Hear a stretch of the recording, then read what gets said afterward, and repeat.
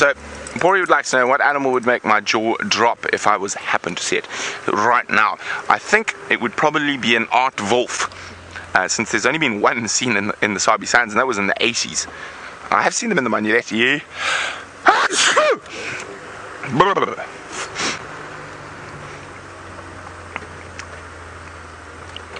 Okay, and we're going to stop sneezing now.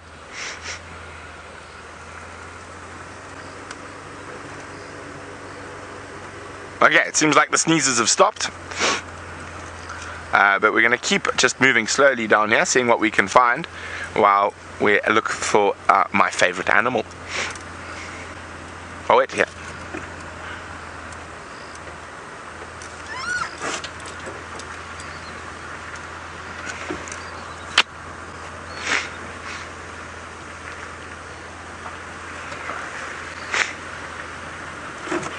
Okay, I just heard where the dogs are coming. They're running straight towards Hosana and Shongile. So an impala was chased by the wild dogs right at, I don't know whether it was Hosana or Shongile, I just heard, and one of them jumped on the impala, but it got away. But now the dogs are heading straight for Twin Dams. So I'm going to try get down there. While we do that, let's go see what Madam McCurdy's up to. So we're bumbling at the moment. Brent and I swap position just for the minute. It was silly, both of us standing waiting for the... I said to him, why don't I go and follow up on those lion tracks or that Brent had earlier. So that's what we're doing. We're on Cheetah cut line. We're making our way east at the moment, and hopefully with some luck, because it's a lovely cool morning. It's actually really, really pleasant. This reminds me of a very early morning in the Eastern Cape, on the southeast coast of South Africa. This is always the best beach days when you go like this. I have a suspicion maybe this lion is still moving around somewhere. We're hoping we're going to bump into him. Well, we've still got a little bit of a way to go, but who knows what else we may bump into along the way. But I hope that you got to get a better look at those little Franklin chicks that we saw a moment ago, and then you Brent again. So they're so quick when they're so small. Kirst just said no, not really. But you can imagine when you are that tiny size, the size of an egg, everything would want to eat you. More so than anything else, because you really don't have too much defense. And I'm sure that those probably are only a few days old, if not newly hatched. They were still extremely small. I remember the sighting that we had. I think it was Bryan. It was with you, hey, when we had those little chicks. Yes, it was on Vulture's Nest by that big Balanites tree where we had that really amazing sighting of the crested franklins. And those ones were a little bit older. Those weren't teeny tiny like the ones we just saw dash across the road. So it's nice to see that there's still a couple of birds that are having laying their eggs later in the year. And I always say that is that for the first couple of months of the new year and the last couple of months of the previous year, or the end of the year, you always see lots of little animals, which is very, very exciting. There's nothing quite better than watching little animals, except I think our favorite little animals, Karula, this is the little cubs, Shongile and Hosana. They're not so little anymore. They're so big. They're like teenagers now, which is so sad. I wish that there were small little bundles of them.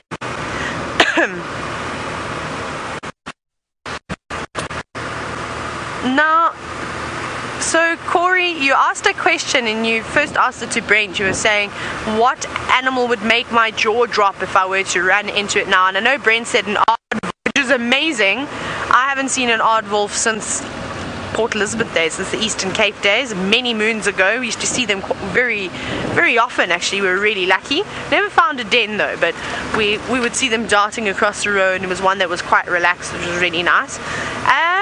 Ooh, turtle dove. Let's have a look at this turtle dove that almost flew into the car. That was really funny. Now my animal, I think if I could see an aardvark out here right now digging at a termite mound, that would be amazing. That would be really, really cool. I'd be so excited to see something along those lines. You know, we're so spoiled with seeing so many wild dogs, so many cheetah, all the leopards, and every single lion you can think of, from cub to female to males. We're very spoiled. I like this thing, very much like Brent. Or you know what else I'd be so excited to see? A caracal. A caracal with kittens, which is, yes, I've changed my mind. A caracal with kittens, and Kirst said she said the same thing, which is very exciting. I haven't seen that in a long time. Oh, turtle dove. Then picked up a little stick. Thank you. You see, everybody plays their bit in conservation out here. You've seen myself and the rest of the presenters picking and moving sticks off of the road. Well, thank you, turtle dove, because if it wasn't for you, I don't know how I would have got past that area. I thought for a minute was maybe going to take it and fly off with it, which would have made sense. It would be the perfect stick to build a home. However, that seems as though it's not the case, as it goes, well, walking up and down the road. I love the way that they walk from side to side. A little serpentine pattern. Very nice. That was something I tried to get my horses to do often. Hey, see, it's got another stick. And it dropped it again, eh? Just picking up sticks. Yes, and now that one. It is too. So I don't know if anybody else has experienced this, but if any South Africans are watching, you'll remember the game Pick Up Sticks, where it's one of the most pointless games in the world, but it provides lots of fun and lots of fighting with siblings. It was always an argument. I think he's actually creating a barrier. I don't think he wants us to go. No, he's flown off and found the perfect stick. It did take a stick with it. Hang on, there might be a nest here. It's just flown into this bush willow. So there's a game called Pick Up Sticks, and what I was going to say is that it looked like it was putting the pile of sticks in the middle, and then we're trying to pick them up. There it is. You can just see its head. I don't know if it's still got the... Yes, it's still got the twig in its mouth, a little one. So it went from taking the biggest twig that it could see to taking the smallest. And I wonder if it maybe... Here it goes. Where's your nest? So that's what it's doing. It's not trying to block us. Oh, it's obviously starting a nest somewhere. There it is. Do you see that? There's another one. You see it? So they're sitting on a nest. Yes, another nest to add to the list. This is so cool. Ah, sorry, those flies are now dead. I have a mosquito bite, and the flies were biting my mosquito bite, and I killed them. I'm just telling you right now, I murdered the 2 biting flies because they were hurting me, and I don't even feel 1 inch bad about that. It is self-defense. It's exactly what it was self-defense. That was horrible. That was so painful. Why do they want to do that to me? I like these turtle doves. They're a little bit better. They don't want to hurt us. They're just here building their little nest. Oh, this is very romantic. So now we know every time we drive Cheetah Cutline and we see the doves walking around here, I'll have to make another marker on my map, and we can see if we can watch them grow. The only problem is that they're not on our traverse. They're just in Torchwood, about, not far at all, probably about 12 feet, maybe a bit more than that, maybe more like 20 feet. I seem to exaggerate or not give enough length when I give measurements. But they're very happy. Now, it's impossible to tell, just because of all the leaves, how far that nest has come, but they will keep reinforcing it, making sure that it's nice and strong, especially when the little chicks hatch, because the doves can have quite a few eggs. I think the most eggs I've ever seen in a dove's nest is about 4 or 5, or quite a few, but typically it's about normally 3 eggs that they will have, but they can have a couple. And depends on quite a few things. How much food is around is one of the main things.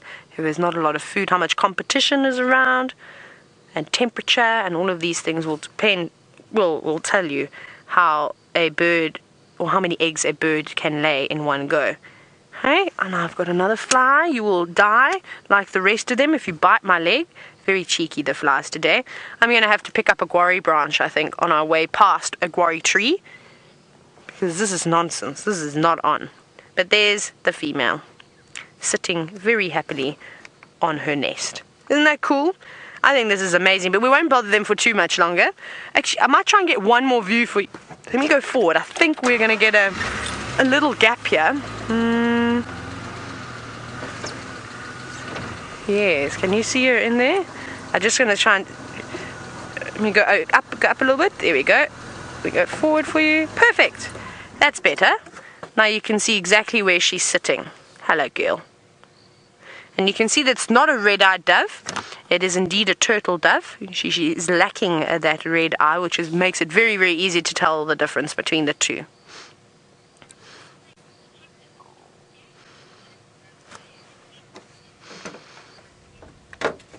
Oh no, the leaves are blowing in. And you can see she'll sit there and she'll constantly pull at the twigs and push them further into the nest to make the nest stronger. So it never stops. As she's incubating those eggs, she's also still working on the nest too. Now, consulting detective, you're wondering if turtle doves will stay or are monogamous for longer than one season. Not even sure about that. You've got me there. They definitely are monogamous, but whether it's seasonal or if it's for life, I'm uncertain. I might have to have a look on my bird app. Should we have a look while you look at this beautiful turtle dove? This app that I have should be able to tell us, and then I'll give you an answer right away. Right, now we're going to go for we've got to go D for dove. This is always the hard part. You have to start searching through here. Let's have a look what they say about breeding. Okay, it's amazing. They give you a little bit and then they give you a bit more. Let me go a bit further down. Breeding, here we go. Oh, it seems as though, wow. So I'm just reading here. They said that there was one. They typically will stay monogamous forever, so it's not just per season. Oh wow, that's really incredible. But it's the female that does most of the work here. So she will sit on the young. The male doesn't come and sit and rear the chicks at all. It is the female that does it. So she is a solitary nester.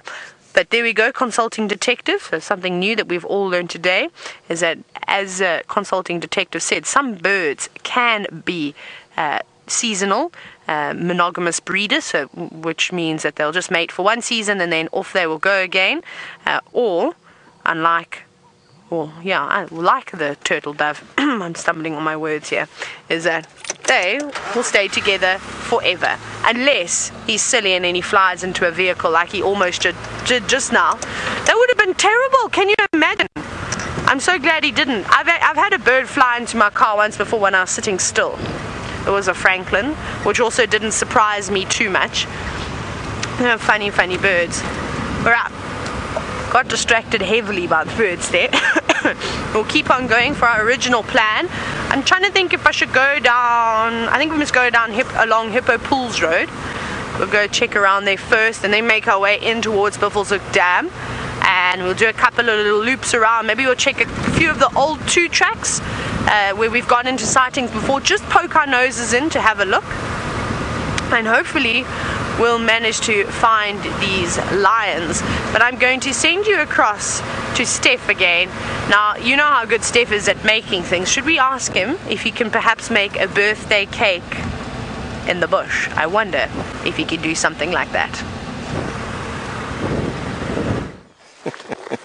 Birthday cake in the bush. Well, to make a birthday cake, you got to make a fire, and I found some grass that is very good at making fires. But I first want to see if you can see how many flies are plaguing us. Just have a look at just have a look in this area here. Craig, you must tell me if it's an impossible task. Basically, let me see if I can get them silhouetted against my shorts. Just have a look at this area. There must be about 60, 70 flies around us at the moment. Just an absolute mass. But anyway, tough to see. This is turpentine grass, and one of those grasses that we can use as a tinder, very good tinder for making fires, to make birthday cakes and boil water and other interesting things. And the reason why they call it turpentine grass is it's got an essential oil in it that is turpentine. And as we know, turpentine with a little bit of coaxing actually burns quite well. And you just bruise the grass like this and then smell it. Oh, and it's like you've opened up a bottle of turpentine in a paint shop and is smelling it. That's what it smells like. It's the most aromatic grass that you can imagine. It's a lovely smell. Well, up to a point, I suppose. Then it starts getting a little bit chemically. But wow, and it's because of that it's not used as a food source by animals out here. This particular grass, as you're walking through it, will start to give off the smell, and the animals in the area will know, there's not a palatable grass. And by palatable, it's not good on your palate, literally. And animals avoid eating it. So there's turpentine grass. But what you can do is you fill your pockets with it, you let it dry out just a little bit. It won't catch now, but you let it dry out just a little bit. The oil doesn't go anywhere initially, and you put it in your pockets and you save it for when you want to make a fire. And you then haul it out, and you can put it in a little plastic bag if you want. It does retain its oils better if they can't evaporate, and literally they take a spark from a flint or from a match, and you can then light the rest of your tinder with it. It's a very nice thing to have around here. You don't find a lot of it around. When you do, it's always good to rub it in your hands, and it just makes everything smell quite nice. As nice as what turpentine can smell, I suppose. Now, we're on our way to Buffelshoek Dam to help Brent, who's given up on finding those lions in favor of his favorite animal being wild dog. And I suppose it is excusable to a point. It is his favorite animal, and we don't see them very often as they are incredibly rare. And so I'll forgive him this for making me walk all this way to Buffelshoek so that I can pick up on tracks that he's left without knowing what's happened to them. So that's our plan now. We're going to be moving off into the area where he last had those tracks, but not before we play with this. Awesome. This is a puffball fungus. There's two of them here. Let me just get another stick. I don't want to do this with my fly swatter because you run the risk of poisoning yourself. So this is the head of a fungus, and it is erupted out of the ground, and it literally just waits for rain, and when the rain falls on it, it puffs out its spores. Millions upon billions. That dust that you're seeing there is a baby fungus, each dust ball. This is a puffball fungus, and just have a look at that. Now, almost immediately I can taste the fungus on my tongue. So almost immediately it's dispersed in the air so badly that I can actually taste the fungus. It's got a bitter sweet taste. And just have a look there. So now what happens is it falls, and each drop of rain puffs out one of these funguses. Obviously it needs the wet to germinate as well. And can you just imagine, I mean, countless millions of spores in just this one. Isn't that cool? Craig, how does it feel like to be poisoned by a fungus? There we are. You don't want to get too much of these things. Obviously, funguses out here contain some of the most virulent toxins known to man is contained in funguses. So you don't want to be too close to these things and breathe in too much. But have a look at that. That is very cool. Nice. Puffball fungus. That is very cool. I tell you, you can taste it on your lips and in your throat. It coats not the front of your mouth. I can't taste them in the front. You taste them with the back of your tongue, whatever taste buds are at the back of the tongue. So it's like I suppose a bittery taste. Anyway, while I try and get over the fact that I may have killed both Craig and I with fungus spores, we're going to send you over to Brent for an update on those dogs. Well, the dogs are still right here. They keep coming towards us, then changing direction. I can see the vehicles where they are. Let me just have another look. I can see the car. No, dogs, no! You're going the wrong way.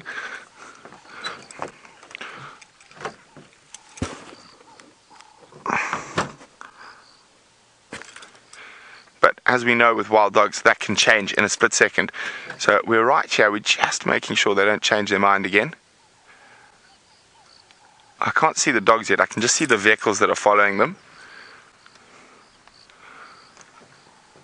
Okay, maybe they have...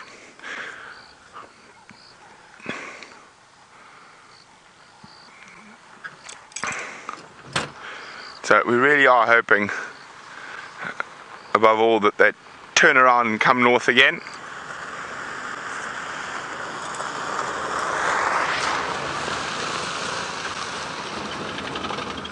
Although it doesn't look like it. Oh yes, they're coming north again, they're coming north again. One just turned around and started running this way. Okay, hang on. Time to do the balancing act to get a little bit more height. Oh, I can just see them. Okay, I can just see one coming north again. I don't know how many are in the pack at the moment. Yes, they're coming north. Ooh, I'm gonna fall over. Okay. I've seen two now. Let's just move a little bit further up the road. Oh, I nearly fell out of the car. I'm so excited.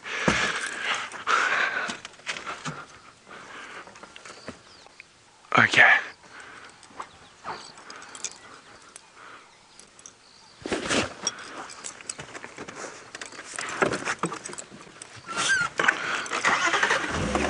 So we just saw them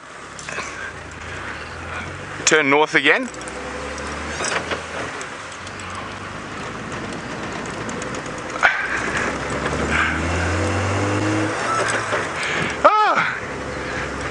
Morning, morning. This morning's been up, down, waiting. Cheers, thanks, Tommy. Okay, where I saw them running was around here. So they could pop out anywhere around us. We must remember to check behind us as well.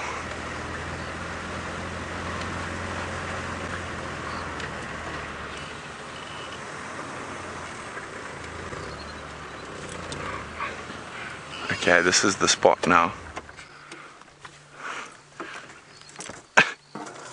Dave, you're not going to believe what's made an appearance. So the missing mantid has appeared. Now hopefully the wild dogs do the same. Yeah, very pretty. There we go. It suddenly crawled out at my feet. Oh, sorry, I'm looking, trying to see where it came from. Come, wild dogs. Maybe the mantid's bringing us luck. Well, they are good luck in certain cultures, praying mantis. Oh, it's very pretty.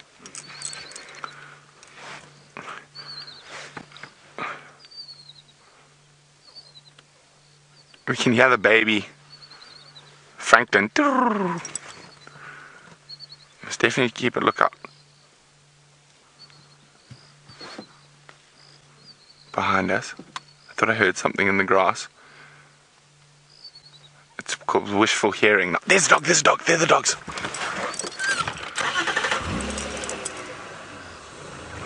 So, a little bit to the left, in that little gap. To the right, there we go. They are slowly moving towards us. I don't know which pack it is yet. It looks like one of the bigger packs.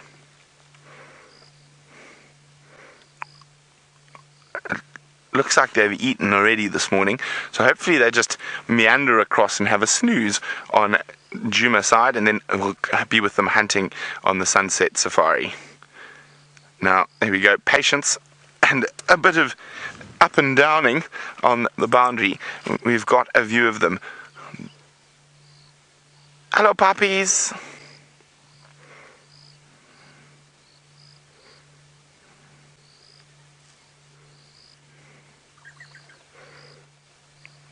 Look at those wonderful big radar dish ears. Come, guys. Come on. As I said, it looks like they've eaten already this morning. You can see their bellies are quite fat. So they might have a snooze. And I'm hoping they snooze on our side. Oh, no! I think they're going to snooze right there. Yep. At least they're snoozing where we can get a view of them.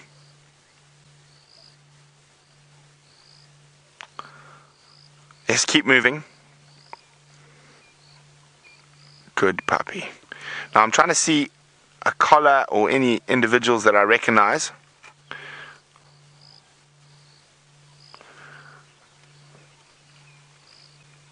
Hello, puppies.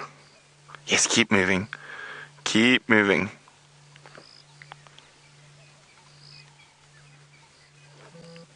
Keep moving. Keep moving.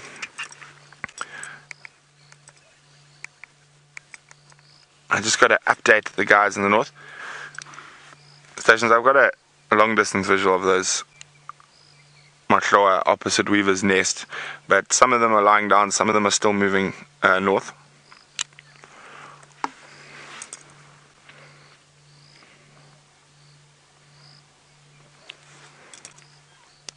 Ever make your way? No, I think they're going to rest right there.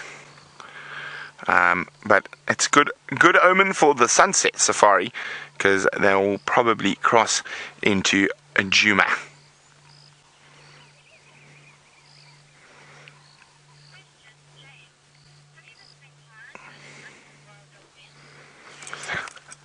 Hi, James. James is wondering if I've ever spent time at an active wild dog den.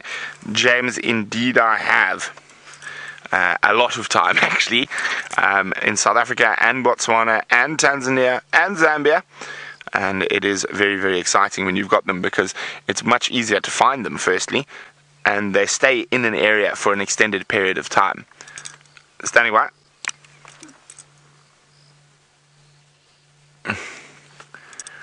Taxi, they Lala probably 50 meters inside Little Gari.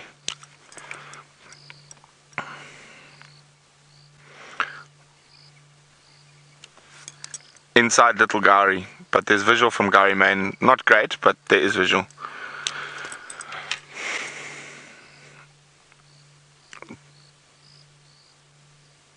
Look at those ears. They're all looking to the south. Come on, elephants or something, come chase them towards us.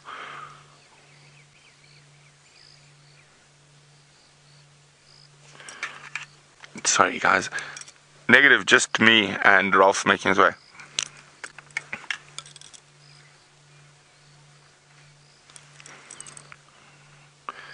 So, as I said, they're probably going to spend the majority of the day around here. There's some lovely paltiforums or weeping wattles around, and in this area, that's one of the dog's favourite places to sleep. Now, they might be waiting for pack members, because they all seem to be quite focused to the south. They might have lost a few pack members in the hunt.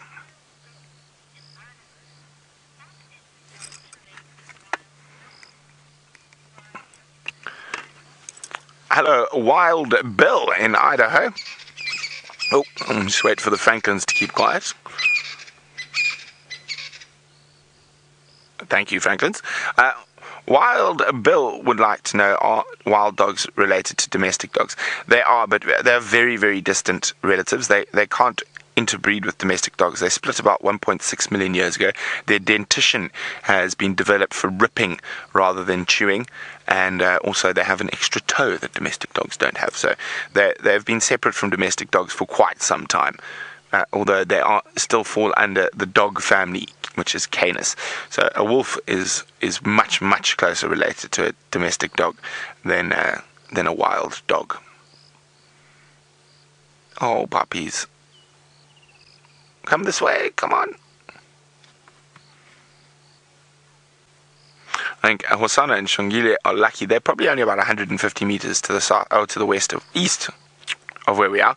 So there was a strong possibility at one point the dogs might run through that area. So they're quite lucky. The dogs have stuck a little bit further to the west of where they are.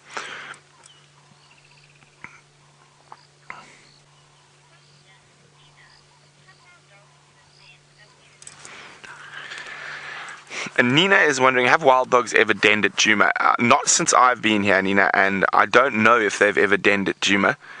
Maybe some of our long-time viewers will be able to tell me, but I don't think so. If they have, it was a very long time ago.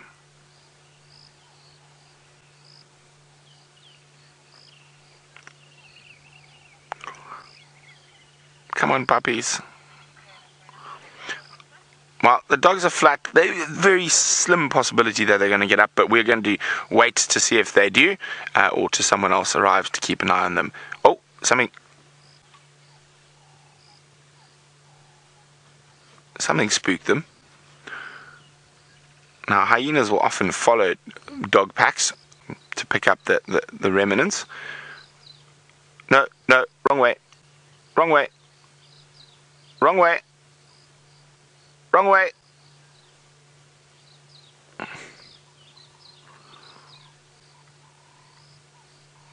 What are you doing? Don't go that way.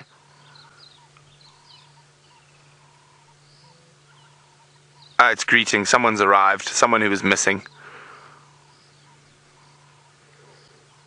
And so another pack member that obviously got separated during the hunt is now joined back. So that's a little bit of a greeting ceremony going on. Oh, there we go.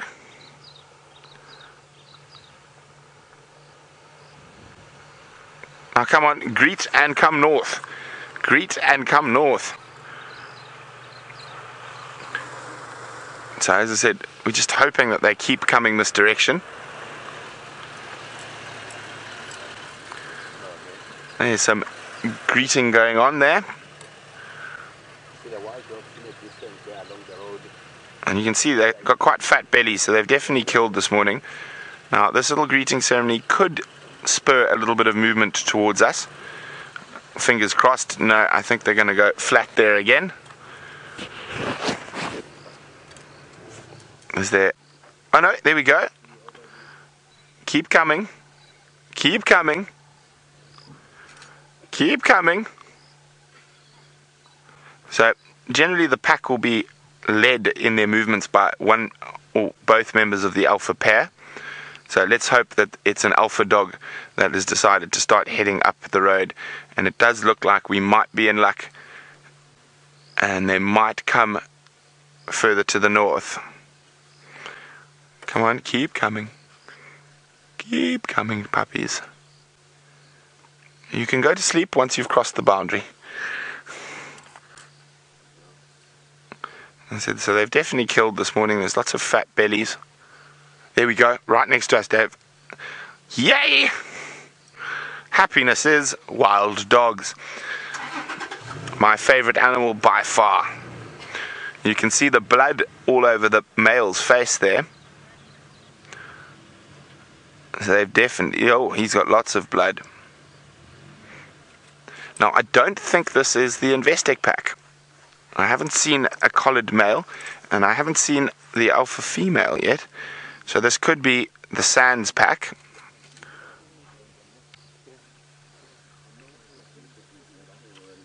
Look at this. Hello, pups. What you doing?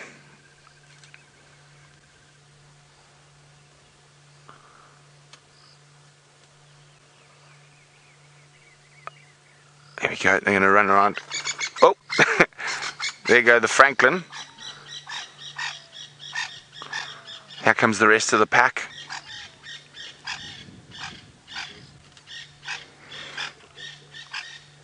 I'm trying to look for any individuals that I recognize, but it's been so long since I saw the Sands pack.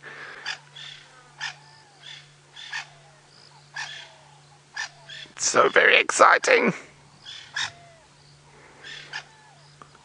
So there's 2, 3, 4, 5, 6, 7, 8 so far, and there's still more coming. So there are 13 in the Sands pack. I mean, in the Investec pack. I'm not sure how many in the Sands pack.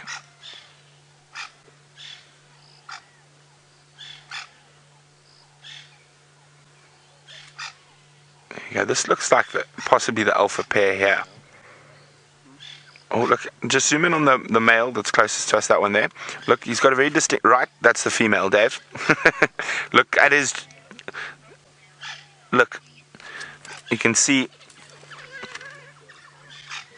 no, don't go that way, come back. But this male who's got the blood, he's got a very distinct scar on his mouth. There we go. So I think this isn't the Investec pack. Now, what month are we in now? We're in March. So they might be mating now, or might have already mated. Because they're going to start denning in May. And they don't have a very long lifespan, wild dogs in the wild, probably 6 or 7 years at the most. So, as I said, I haven't seen the Sands pack, and I think this for a very long time. I think this is, greeting ceremony going to happen. You see them running in, and you can see the puppies are still a bit smaller. They would have been born in May last year, but I'm watching this male and female here. It's almost certainly the alpha pair. Oh, and he's got a wound on his bum as well. Oh, that's quite a deep gash, but looking quite healthy. So And as you can see, his hunting hasn't been affected. So I think there might be some... Oh, I love that sound. Mating's either happening or about to happen. Oh, hello, puppies. Hello. Hello, David, who's in Napa. Oh, they're right next to us. They're right next to us. Look at it. They're going to run right around the front of the vehicle. The African wild dog, my favorite animal. Oh, it's so exciting. We're now surrounded by wild dogs, literally 360 degrees. One just went straight between Ralph and us. They were right here next to us. This is incredible. I do love these puppies so much. The most endangered carnivore in South Africa. There's only about 3,500 left in the whole world and only about 400 in South Africa. So this is a nice big pack. Oh, this has been splendid. And guess what? They've crossed to Djuma. Good dogs. They must know it's Jamie's birthday as well. So I'm sure she'll be excited to see them. Wonderful, wonderful, wonderful. Okay, we're going to keep moving, keep following them. I just need to update the guys on in the east that they've crossed. Stations Mahloa have now crossed into Tayla. Okay, we got to get ready, get into low range because we might be doing some bundu bashing. Tax. Oh, he's having a roll. Oh, they like rolling in smelly things. Probably hyena dung. Attacks, they're now heading down Weaver's Nest, the whole pack. Now, I haven't been able to count them yet, and it's still quite cool, so they might hunt again. A big pack. Oh, the smell of wild dogs. It smells like a wet, musty dog. For me, it's the smell of excitement. Because if they come across an impala herd, they will definitely be on the hunt again. So we're going to be playing hopscotch with Ralph from Cheetah Plains. I affirm best access, I'd say, is come onto Elephant Carcass.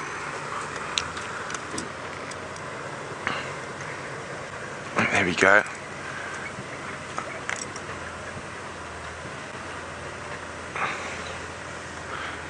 Okay, they look like they might have smelt or seen something up ahead.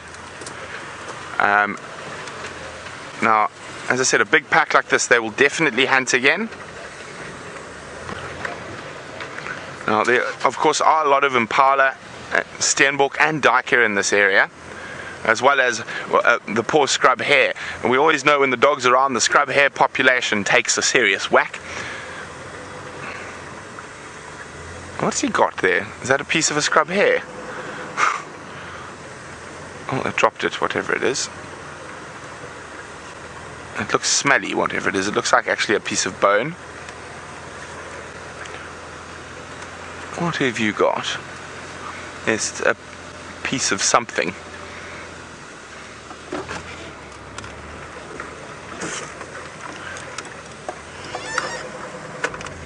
Oh, look at them. I love it when they run like single file down the road. They are coursing predators, wild dogs. So they are very reliant on their eyes. They basically just run into something till they bump into it and then they just chase.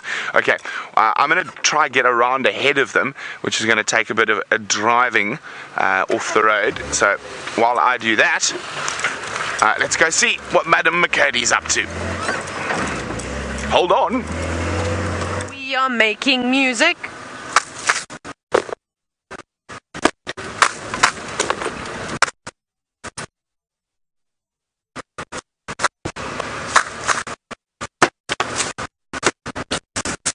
Really amazing plants to have. As you know, you can use them to put out fires. They're really good. Their leaves don't catch alight very quickly. You've seen Stef make a toothbrush when we've done the school drives. You can use them for a number of different things. They really are quite cool. The fly swatters, I think, is their most important use. But then also you can use them to make music. The only one that needs to get they need to grab hold of some, but how cool is that? Yeah, you can make music from anything, and we found small today Ingwari music. It's lovely, isn't it? So rush on out to your nearest African supply store and get yourself a guarri brush, multi-use tool. It's wonderful stuff. But we're actually just swatting away, and then we started singing a song, not a guarri song though. We'll have to. It may take some time and effort to come up with a guarri song, but we are. Hey? We'll get there. We'll get there. Maybe no, I don't think. Maybe by noon for the sunset of a guarri song. But we just drive. Rexon is hot on the heels of those lion tracks, of that male and female lion track around Buffelshoek Dam. We drove a couple of roads around there, but we didn't see anything from just driving on the road. So Rexon is going to follow those tracks and see exactly where they turn, and hopefully go in on foot and get them, which will be quite nice. We're really wonderful because we're running out now. Well, hopefully they'll still be around for the sunset safari if we don't get them this morning. But we're just driving. We haven't seen too much, unfortunately. Even the birds are hiding today. Let's see, we're coming up to some muddy pans. Perhaps we get lucky here. Let's see. No, I'm not. Yes, we are at the muddy pans. Doesn't look like anything is here. We'll have a look in a momentum.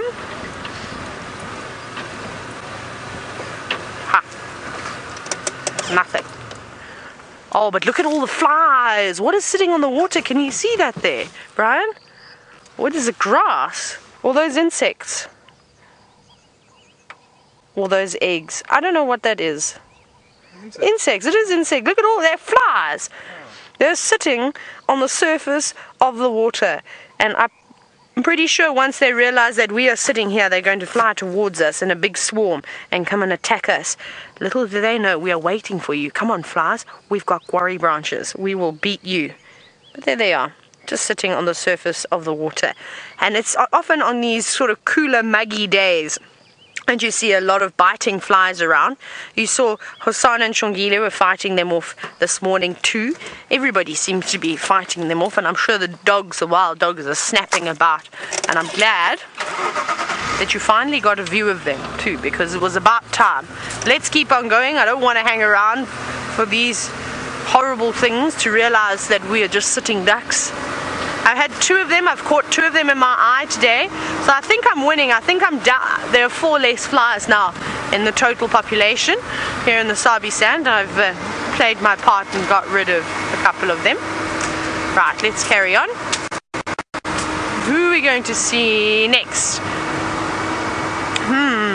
We're going to just bumble around here. We're going to keep checking these mud wallows. Maybe we find some elephants, which would be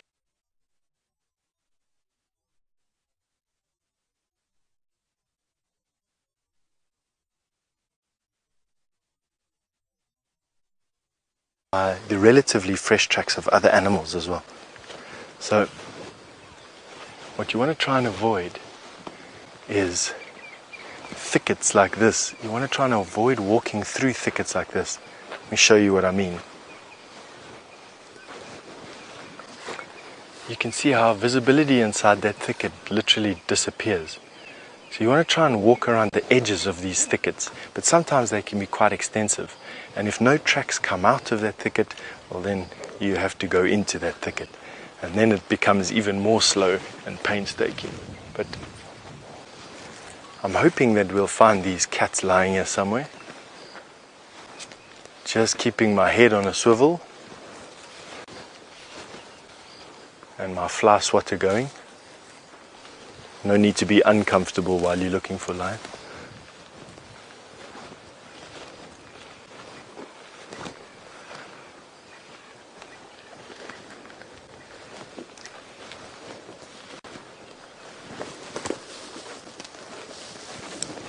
Tell you, it's just one of those things out here.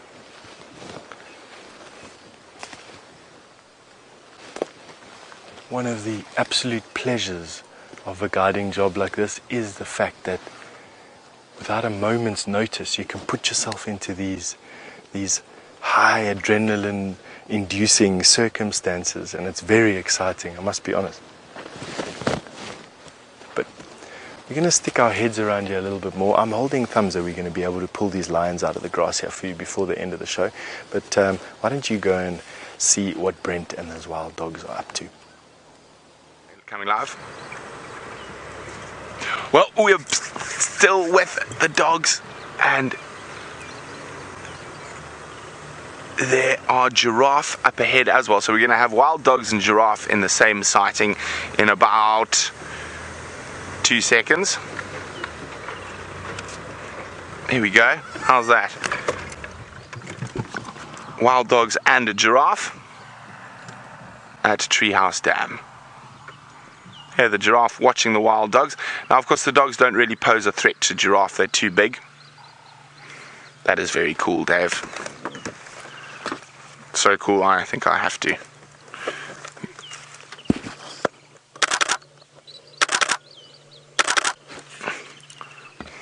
Take a few snapshots.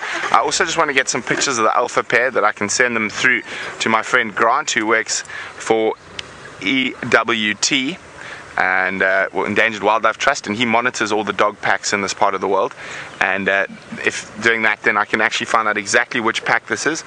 I'm pretty sure it is the Investec. I'm not the Investec, the Sands pack. Oh, look at that! As you can see, the giraffe aren't too perturbed.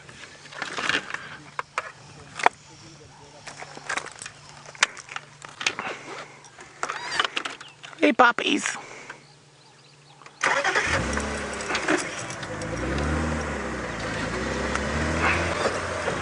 Okay, there's a spot. I'm just trying to think where I can get around ahead of them again. Now, the young ones might show quite a bit of interest just for fun. No, they're going to run past, and the giraffe started feeding again, not perturbed at all. Well, there's another dog still coming through here. Oh, there we go. Some puppies, some of the young ones are heading towards the giraffe. Well, let me just get out into the open. The giraffe might actually try to kick them. Now, they might have a go at if the baby was a bit younger. Look at them, they're just playing. Look at the tails up. Clowns. Let's just go a bit further forward where we can get through the bush. There we go. Now, if that giraffe baby was a little bit younger, they might think about it, but I think that baby's too old now. And they're just playing. Now, of course, a giraffe is a pretty scary animal and can break a lion's jaw. So imagine what it could do to something as slightly built as a wild dog.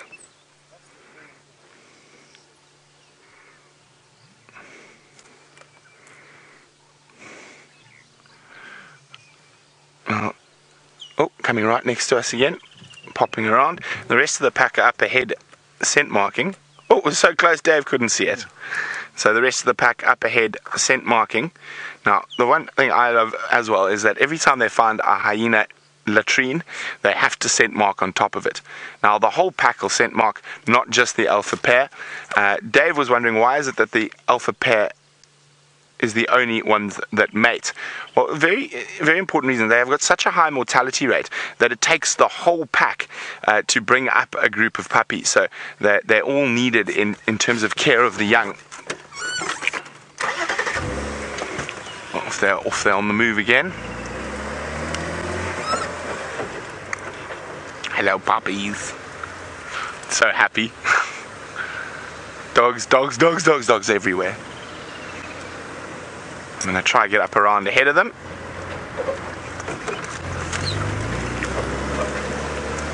Take a shortcut.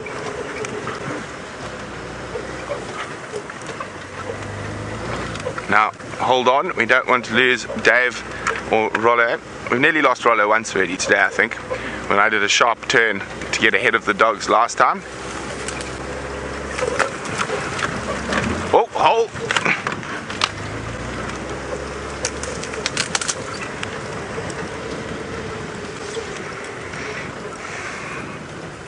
Oh no, dear. Did they go across? Oh, there they come.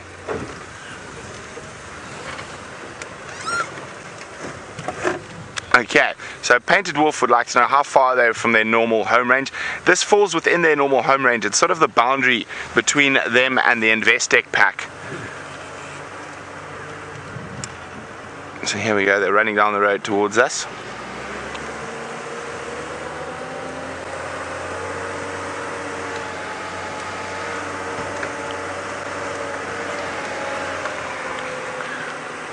Let's see if they go past us again. They should do. I'm hoping they stick on the road because the block to the west of us is very, very thick.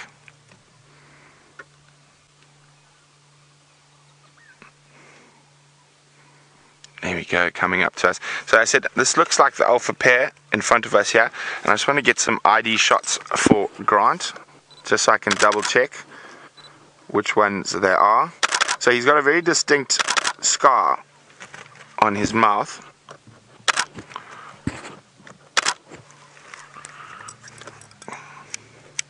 Darn it, I had the camera settings on wrong. Anyway. Another wound. Now that's not uncommon. Uh-oh. What have they seen? What have they seen? That's like they've seen a steenbok or something. You see them leaping up like that, trying to look into the grass to possible prey. But only one took off. Oh dear, if they go in here, it's trouble to stay with them. We'll stick with the dogs we can see. I can see tails up there after something in the distance there. And I'm just seeing this white tail, and that's why they've got that white tip on the tail popping out over the long grass.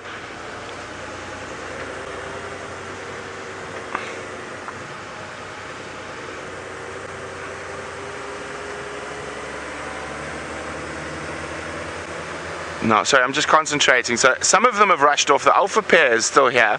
So we're going to stick with the alpha pair for now. Now, I just keep seeing like tips of the tails popping out. Could be a scrub hare, and we all know what happens to poor scrub hares with wild dogs.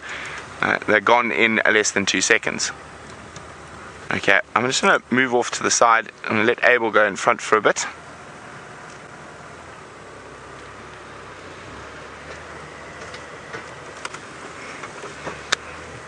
Hello pups.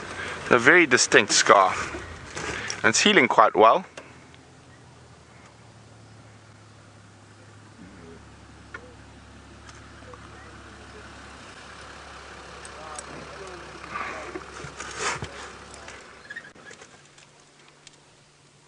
You can see him there.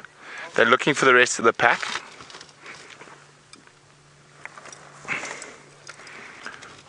Oh, there's another one coming back in from behind us.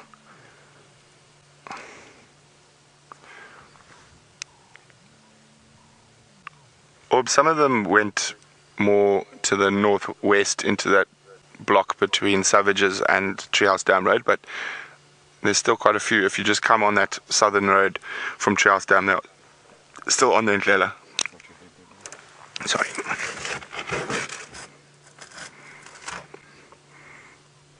So he looks like quite an old dog. He's lots of battle wounds. Shelley would like to know, if two packs come across each other, will they fight? Yes, they will. And they have even been known to kill each other. Both the alpha pair here look quite old. So probably 5, 6 years old. Oh, here we go. Hello, puppy. Sorry, Dave, is my head again. There's a coming in right next to us.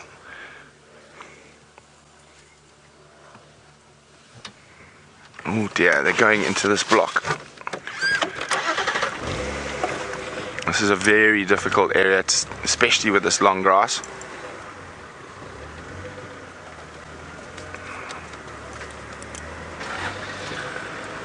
There's more running off here. Oh dearie me. Oh. I'm going to be able to get through here.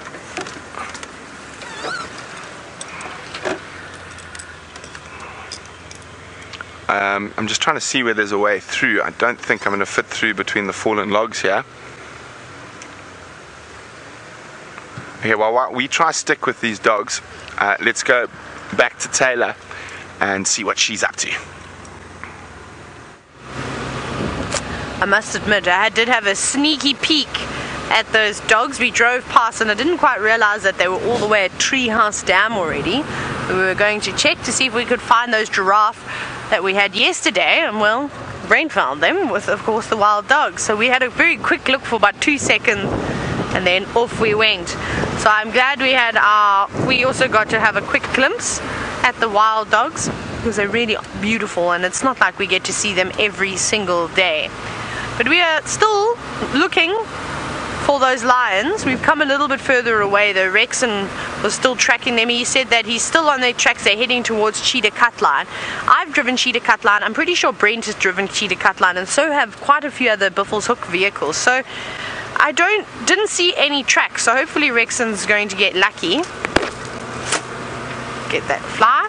But so we checked the hyena den. That's what we just did just a moment ago, and the hyena den is not active at the moment, so I suspect that they've tucked themselves away in the burrow, but we can't see them.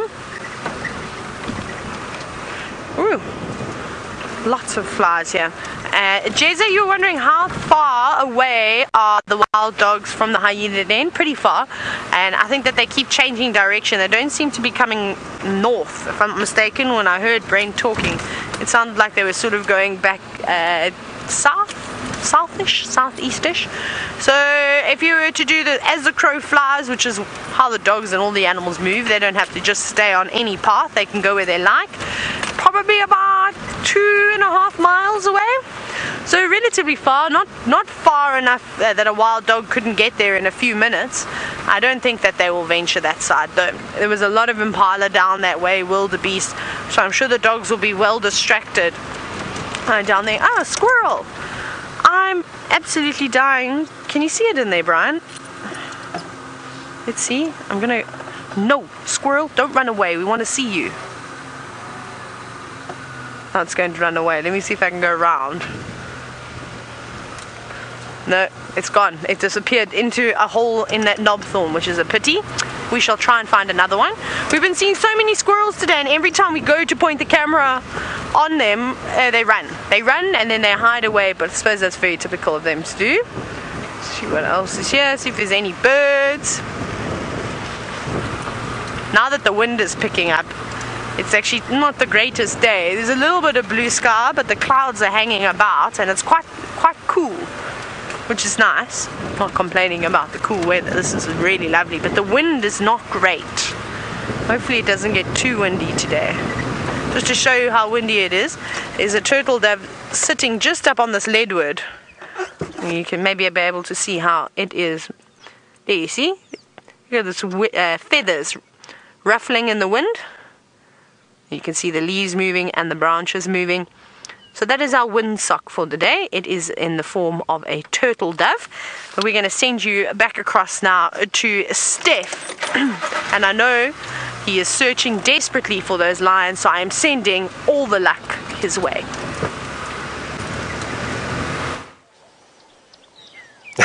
Thank you very much, Tayla. We need a little bit of luck. We've actually had to come back to where we last saw a track of those cats and go back onto their track. So we've circled the area where we thought they were. No tracks coming out of that block. So now the dangerous part starts. You've got to go back onto their tracks, and you've got to follow into these thickets that are behind us over here. But not before I want to show you this buffalo over here. Literally just a couple of months ago, and I'm talking about October, November, this buffalo died right here of the drought and was completely consumed by flies and maggots of flies, not flies itself, and has been lying here pretty much untouched and unmoved since that time. But what is interesting to know is from this viewpoint where you are right now, I sat and I did a couple of segments right here. This is where I sat. It was so stinky, I can't even tell you about how stinky it is. Virtually no smell that I can smell at the moment, and all that's left is the tummy contents that was inside the buffalo that the maggots do not consume. They don't eat grass. That is now lying here and slowly being turned into sand by termites and the area around here. But what is really, really bizarre for me is the fact that I clearly remember this area just being sand.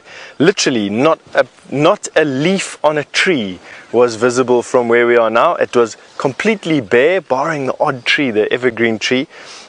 but more noticeably was the fact that there was no grass. And I remember the fact here of standing on the sand and looking at this poor animal thinking, how is this bush ever going to recover? And just look, right now, literally 6 months later, I mustn't use that word anymore, it's a bad word to use. So 6 months later, or 5 months later, we're staring into an almost impenetrable wall of vegetation, knowing that there's a bunch of lions in here somewhere, but not wanting to venture into these thickets just yet. Isn't that awesome? Very cool. Anyway, just some of those things. Let's go back this way. Actually, I want to go this way. Let's go this way. There's a squirrel busy going off his head here. And while squirrels don't usually shout at lions, I do just want to double check that it is a bird of prey and not one of these cats that has circled around us and come back to the dam. Now what could have happened is with us bashing through the grass, they actually saw us long before we saw them, and literally just walked it. I say that word again, excuse me, I must work on it. Walked around us and are now back at the dam, busy having a drink of water. There's a hippo there climbing out of the water. You just see his bum. Come this way quickly.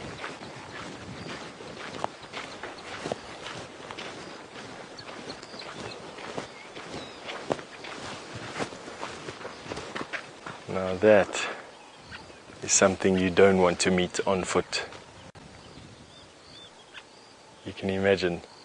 What makes hippos so dangerous is the fact that they will quite often run back to water when they get a fright. And if you're between that hippo's water and where he is, they will run over you. And hippo kill more people in Africa every year than all the lion deaths combined.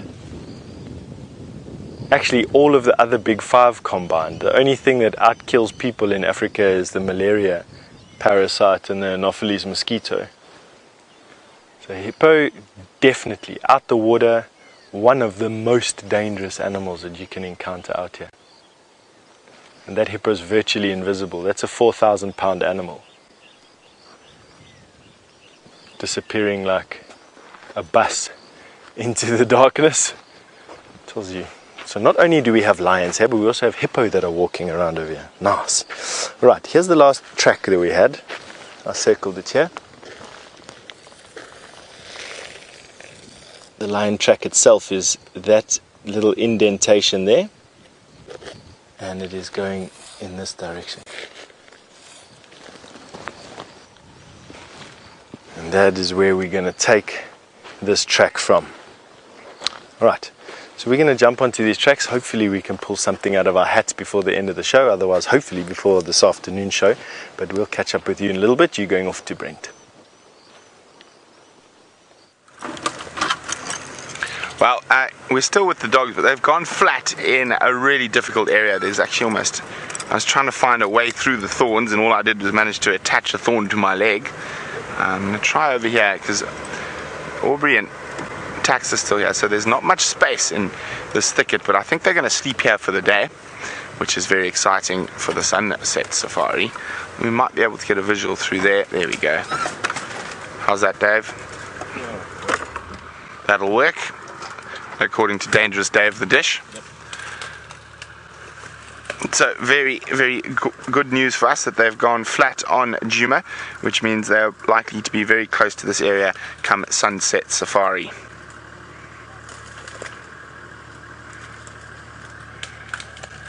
Puppies!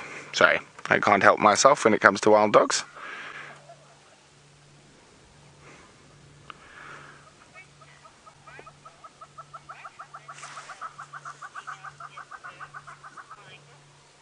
Now, Michael is wondering what happens if a beta female gives birth. So normally only the alphas will breed. If a beta female gives birth, normally, under normal circumstances, the alpha female will kill her puppies. But there have been quite a few recorded cases of the beta female's pups being ignored and surviving.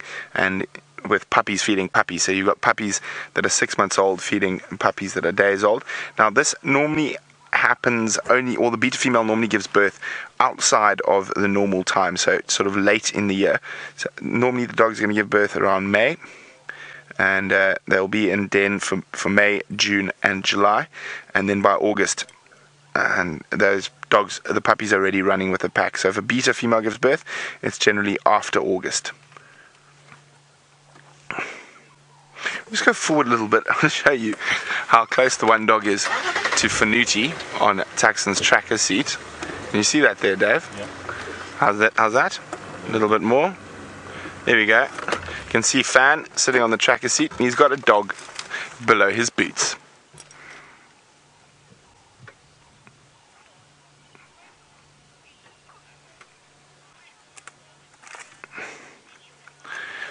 Hi, Steve. Steve is in London. Steve wants to know why wild dogs are my favorite animal. Well, because they're the most exciting to follow, and there's always action when they're on the move, and they are incredibly successful hunters. They kill often 3 or 4 times a day. So just to follow them on the hunt is possibly my most favorite thing in the whole of the African bush to do. They've got amazingly interesting social structures. They're very rare. We're very privileged to be able to see wild dogs. So there's only about 300 or 400 left in the whole of South Africa. Only about, well, maybe a bit, 450 maybe at a push. There are about 300 in the Greater Kruger, or 250 to 300 in the Greater Kruger. Now, they're highly endangered. They are very prone to canine diseases such as distemper and rabies, and because they're such a highly evolved socially, and they spend a lot of time in close proximity to each other like that, and their greeting ceremonies involve licking and biting of the face, any of those diseases are very easily transmitted through a whole pack, and so their populations can crash very easily. I actually think this pack, however, is vaccinated. I know Endangered Wildlife Trust has been working very hard to try vaccinate all the packs in the area. The vaccines have become much easier. It's now a pill that it can be popped in a bit of meat or whatnot. So there's no need to dart them, put them down anymore.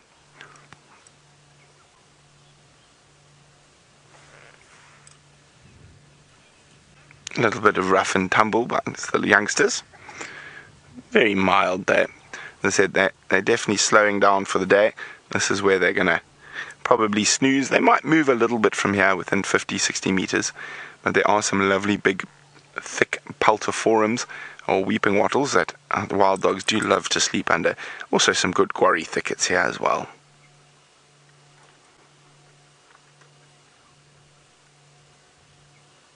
So when I first started working the Sabi Sands in about 2002, 2003, there were actually estimated to be closer to 500 African wild dog in the Greater Kruger, but there was a distemper and a rabies outbreak, and it brought the whole population down to about 100.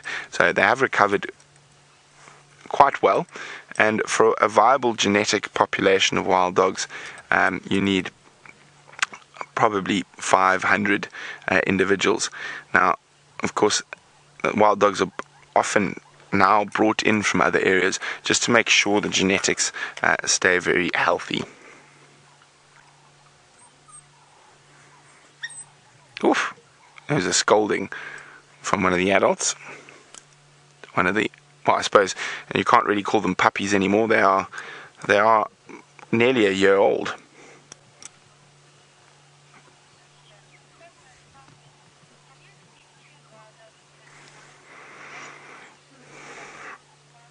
Fuzzman Sparkles would like to know if we ever had seen 2 wild dog packs fight. We actually have. We've seen it on Safari Live. We saw the Sands pack and the Investing pack have a go at each other. We couldn't really see what was going on there, but there was just a lot of very strange noises and growling and chasing each other up and down. But they are sometimes do get very aggressive, and they will kill individuals from other packs. And because of the way they hunt, that coursing, they do disperse a lot of game in an area. So there's always competition between the packs for the best hunting areas. They have massive home ranges, sometimes upward of 100,000 hectares, so 200,000 acres. So normally around 120,000 acres. So basically this pack goes all the way right up to the north of the Sabi Sands. This goes all the way down to the south. They encompass the majority of the Sabi Sands Game Reserve, this pack.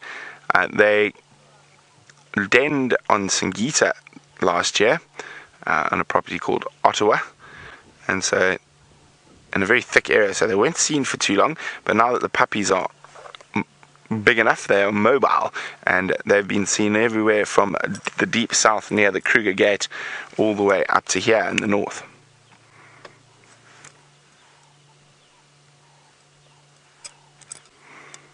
If this is the Sands pack, as I say, I haven't seen them in such a long time, so I'm not 100% sure. And well, the dogs are going to go flat. I think we're going to leave them now. We'll be back, definitely, well, someone will be back on the sunset safari. We could be in for some very exciting times. So from Dangerous Dave, who's got lots of cobwebs, that's probably my fault, and of course the young pale pasty English boy Rollo and myself, and we'll see you later. Let's go to Tayla. I'm surprised Brent hasn't called me the pale English Australian, South African, or something along those lines. That actually surprises me, seeing as though he's teasing poor Rollo this morning. But it is difficult. I felt very sorry for our English friends and the heat yesterday and the day before that, because it was some exceptional heat. And I know Brent had gone out earlier during the middle of the day, during the heat of the day, trying to film some elephants, and it makes me laugh because you don't understand how hot it is out here. We can't even describe it to you. It is a different kind of hot. So if you're not used to it, especially coming from where it's always nice and cool, well, it's quite something. And I'm glad Brent got his dog sighting, seeing as though it's his favorite animal. So that's very nice for him. We're still bumbling. We have had no luck with the lions.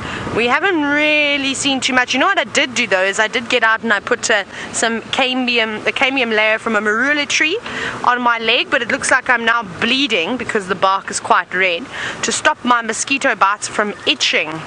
Okay, again, I actually need to apply more. So I see a nice marula to the road here. It will quickly stop over here.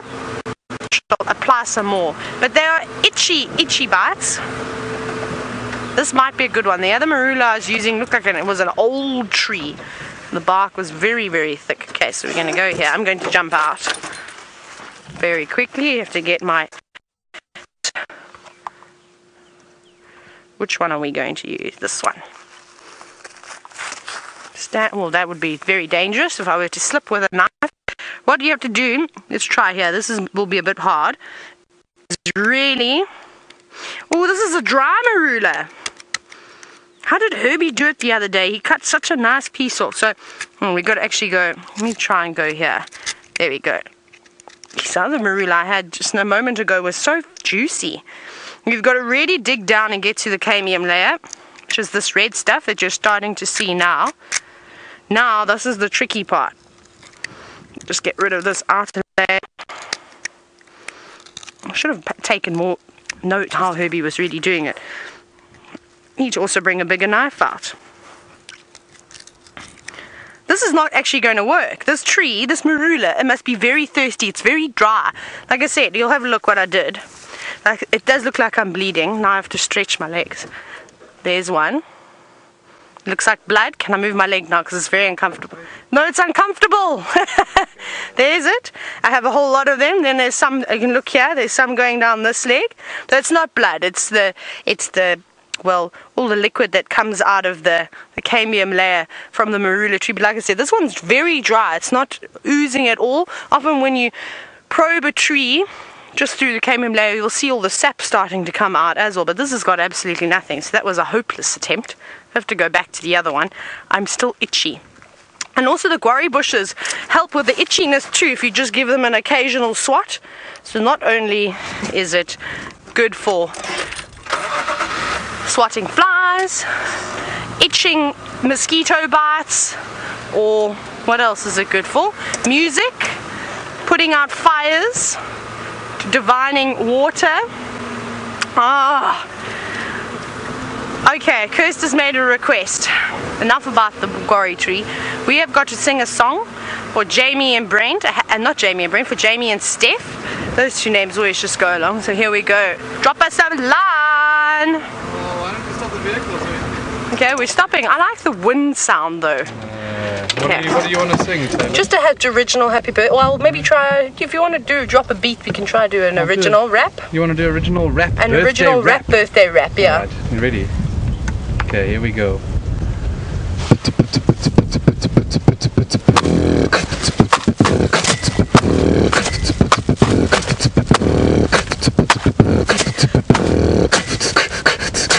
Happy birthday, Stef and Jamie. It's your special day.